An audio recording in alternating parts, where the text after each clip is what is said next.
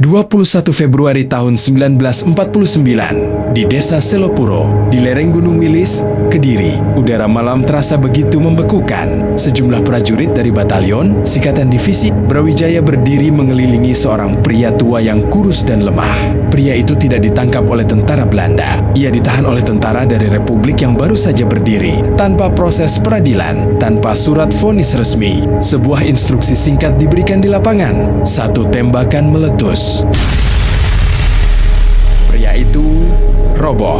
Namanya Tan Malaka, sosok pertama yang menuliskan konsep Republik Indonesia dalam buku risalahnya pada tahun kurang 1925, jauh sebelum proklamasi dikumandangkan. Namun, hanya 3 tahun sebelum peluru itu menembus dadanya, seorang jenius selain Perdana Menteri pertama Indonesia, Sultan Syahrir memenjarakannya tanpa pernah membawanya ke meja hijau. Bagaimana mungkin dua orang paling cerdas dalam sejarah bangsa ini, yang sama-sama membenci penjajahan, justru terjebak dalam pusaran konflik mematikan yang akhirnya menghancurkan mereka berdua? Untuk memahami tragedi Selopuro, kita tidak bisa memulainya dari kebencian. Kita harus memulainya dari rasa kagum. Mari kita lihat sosok pertama.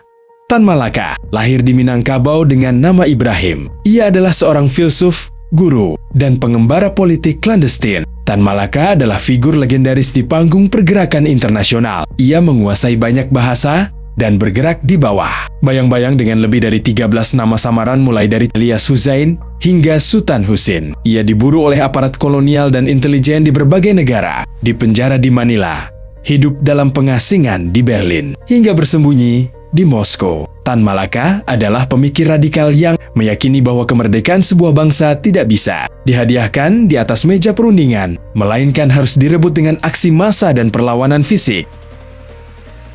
Lalu, mari kita lihat sosok kedua, Sultan Syahrir, pemuda bertubuh mungil yang kelak dijuluki The Little Pimpernel. Syahrir adalah seorang intelektual sosialis demokrat lulusan Universitas Leiden, Belanda. Ia fasih berbicara dalam berbagai bahasa Eropa, mencintai musik klasik, dan memiliki ketajaman analisis geopolitik yang luar biasa. Saat dibuang oleh pemerintah kolonial ke Banda Neira bersama Muhammad Hatta, Syahrir mendidik anak-anak lokal, membaca teori-teori hukum barat, dan memetakan bagaimana dunia akan berubah pasca Perang Dunia II. Syahrir adalah pria yang percaya pada rasionalitas, hukum internasional, dan kekuatan diplomasi dingin. Tetapi jika kita mengupas seluruh perbedaan itu, Anda akan menemukan satu fakta yang mengejutkan. Kedua pria ini sebenarnya memiliki banyak sekali kesamaan.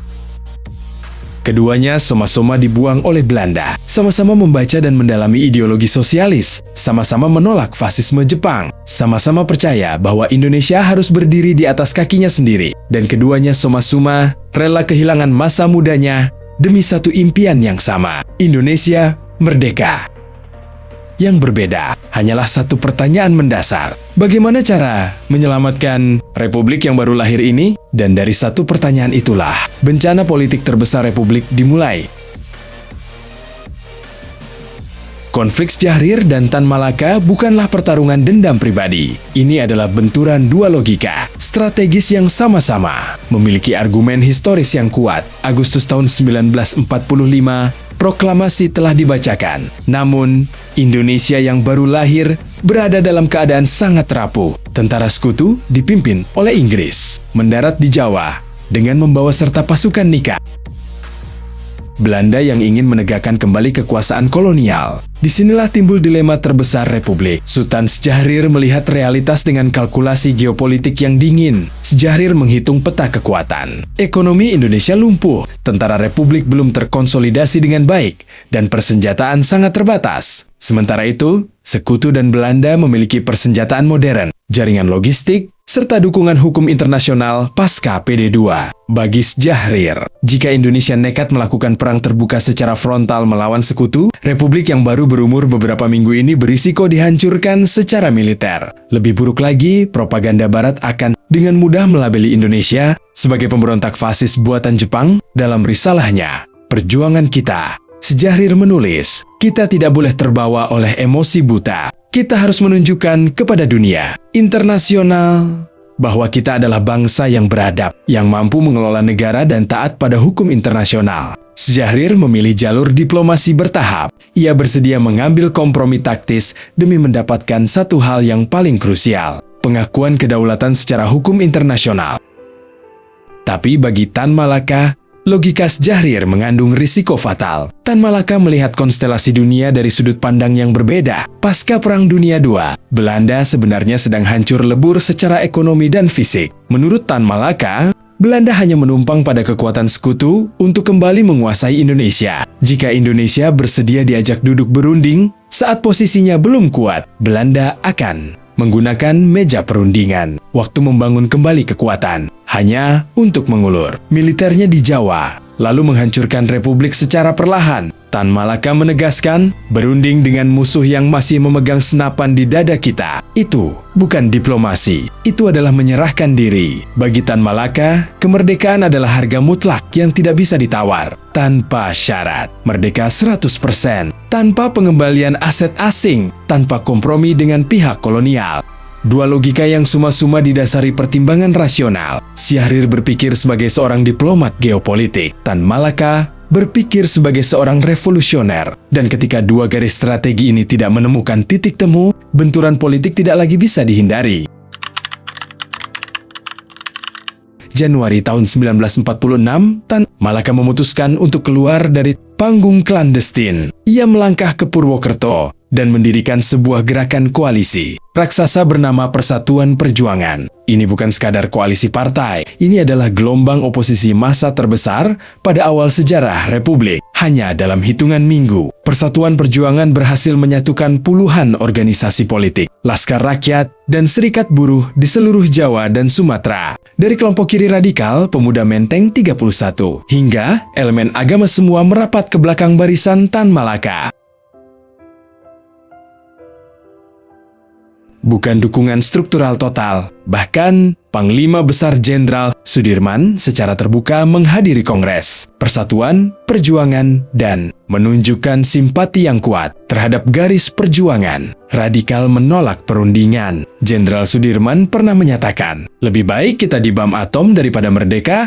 Kurang dari 100%, Tan Malaka mencanangkan 7 program minimal. Isinya radikal. Tolak seluruh perundingan dengan Belanda, nasionalisasi perusahaan dan perkebunan asing, dan serahkan pengelolaan ekonomi kepada rakyat. Di Jakarta, Kabinet Syahrir berguncang hebat. Rakyat akar rumput dan para pemuda pejuang terpesona oleh orasi Tan Malaka. Syahrir dipojokkan sebagai pemerintah kompromis, gelombang oposisi persatuan. Perjuangan begitu dahsyat hingga pada 23 Februari tahun 1946, Syahrir menyerahkan mandatnya kepada Presiden Soekarno. Kabinet Syahrir I resmi tumbang. Namun, Soekarno dan Hatta menyadari menyerahkan pemerintahan sepenuhnya pada kelompok radikal akan memicu penolakan dan potensi pertempuran militer masif dari pihak sekutu. Soekarno kembali menunjuk Syahrir untuk membentuk Kabinet II.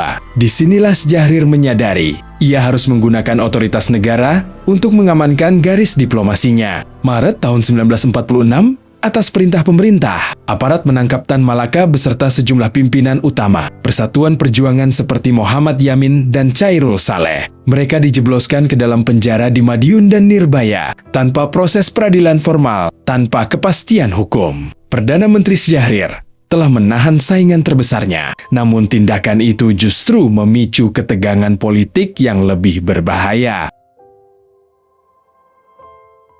Malam 27 Juni tahun 1946, jalanan kota Surakarta terasa mencekam. Sebuah mobil dinas yang membawa Perdana Menteri Sutan, Syahrir mendadak dihentikan oleh sekelompok pasukan bersenjata di bawah komando Maijen Sudarsono Komandan, Divisi Ketiga TNI yang bersimpati pada garis perjuangan Tan Malaka. Syahrir ditarik keluar. Ia diculik dan ditahan di Pesanggerahan Paras, Boyolali.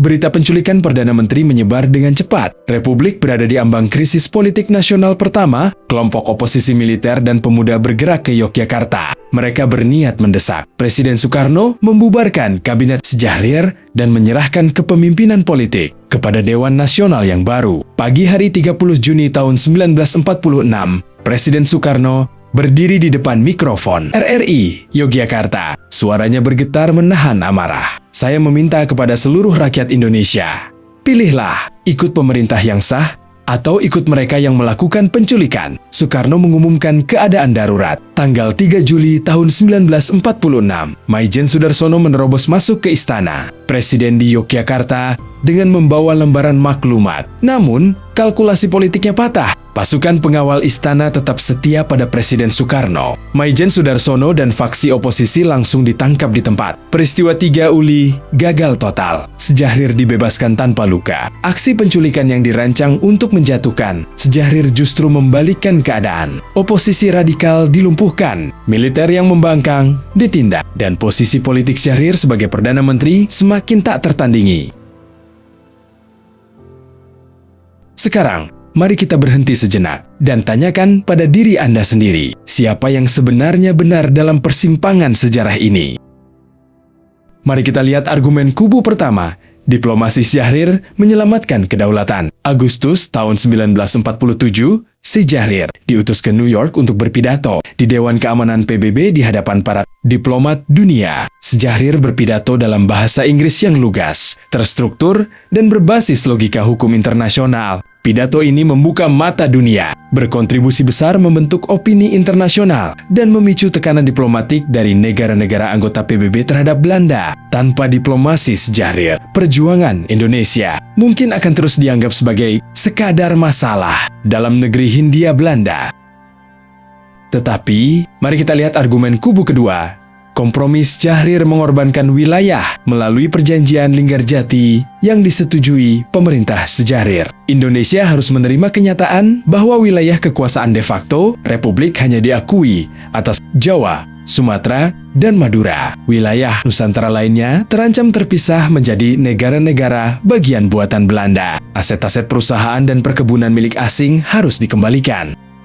Bagi para pendukung Tan Malaka, agresi militer Belanda yang pecah beberapa bulan kemudian dianggap menguatkan kekhawatiran mereka bahwa Belanda menggunakan perundingan diplomasi untuk membeli waktu, menggalang kekuatan militer, hingga akhirnya menyerang Yogyakarta dan menangkap Soekarno, Hatta, serta Sejahrir sendiri.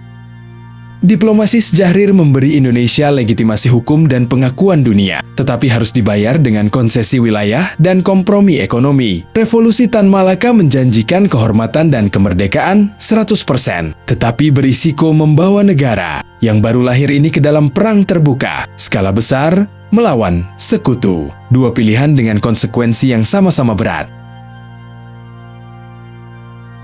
Desember tahun 1948, agresi militer Belanda kedua meletus. Yogyakarta jatuh. Soekarno, Hatta, dan Sejahrir ditangkap dan diasingkan ke Bangka. Di tengah kekacauan perang, Tan Malaka dibebaskan dari penjara. Dalam fisiknya yang makin lemah dan digerogoti penyakit, Tan Malaka menembus hutan-hutan Jawa Timur, bergerak dari desa ke desa untuk menggalang gerilya rakyat melawan Belanda. Namun, situasi Jawa Timur pada awal tahun 1949 dipenuhi paranoia perang, komunikasi terputus, dan jaringan gerilya terpecah-pecah. Di tengah rimba Kediri, kehadiran Tan Malaka yang terus mengkritik pimpinan militer dan jalur diplomasi dianggap sebagai ancaman stabilitas oleh otoritas militer lokal. 21 Februari tahun 1949, pasukan Batalion Sikatan Divisi Brawijaya mengurung lokasi Tan Malaka di desa Selopuro. Tan Malaka ditangkap